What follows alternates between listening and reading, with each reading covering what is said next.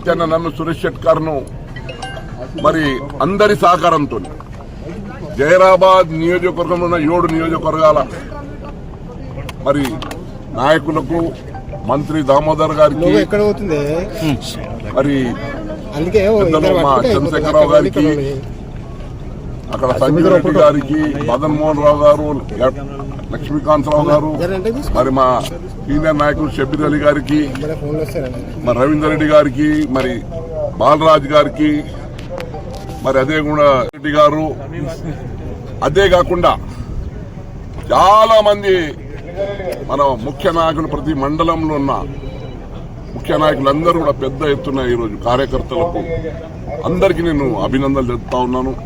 వారు గత 2 నెలలు మరి కాంగ్రెస్ పార్టీ అభ్యర్థి కోసం రాత్రింపగలు కృషి చేసి ఈరోజు జైరాబాద్ నియోజకవర్గంలో కాంగ్రెస్ జెండా ఎగరవేయబోతున్నాం మనం.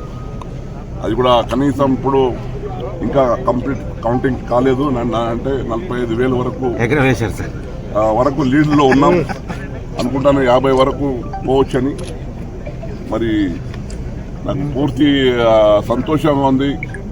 మళ్ళీ రెండోసారి నన్ను జైరాబాద్ పార్లమెంట్ నియోజకవర్గాలు అవకాశం కాంగ్రెస్ పార్టీ తరఫున ఇచ్చినందుకు ఆనాడు తెలంగాణ పోరాటంలో మరి తెలంగాణ బిల్లు పాస్ చేయడంలో పార్లమెంట్లో ప్రముఖ పాత్ర పోయించిన వారిని మరి రోజు మా ముఖ్యమంత్రి రేవంత్ రెడ్డి గారి ఆధ్వర్యంలో ఈ విజయం అంటే మా రాష్ట్ర ముఖ్యమంత్రి రేవంత్ రెడ్డి గారు వారి నాయకత్వంలో మరి ఒక దిశ వారి చూయించి మమ్మల్ని అభ్యర్థిగా మన రాహుల్ గాంధీ గారు, ఖర్గే గారు, సోనియా గాంధీ గారి ఆశీర్వాదంతో మరి నన్ను అభ్యర్థిగా అవకాశం ఇవ్వడం, మనందరి సహకారంతో జిల్లాలో ఉన్న మా ముఖ్య నాయకులందరూ కూడా మరి సహకారం ఇవ్వడం, దాంతోపాటు ప్రతి కార్యకర్త జైరాబాద్ నియోజకవర్గంలో ప్రతి కాంగ్రెస్ కార్యకర్తకు నేను బాధాభినందన చేస్తా ఉన్నాను.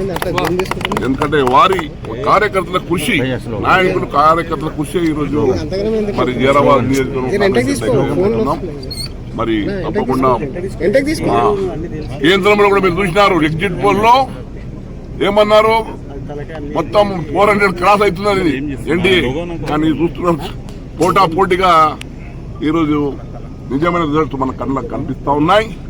అవసరం పడితే రేపు కేంద్రంలో కూడా మా ఇండియా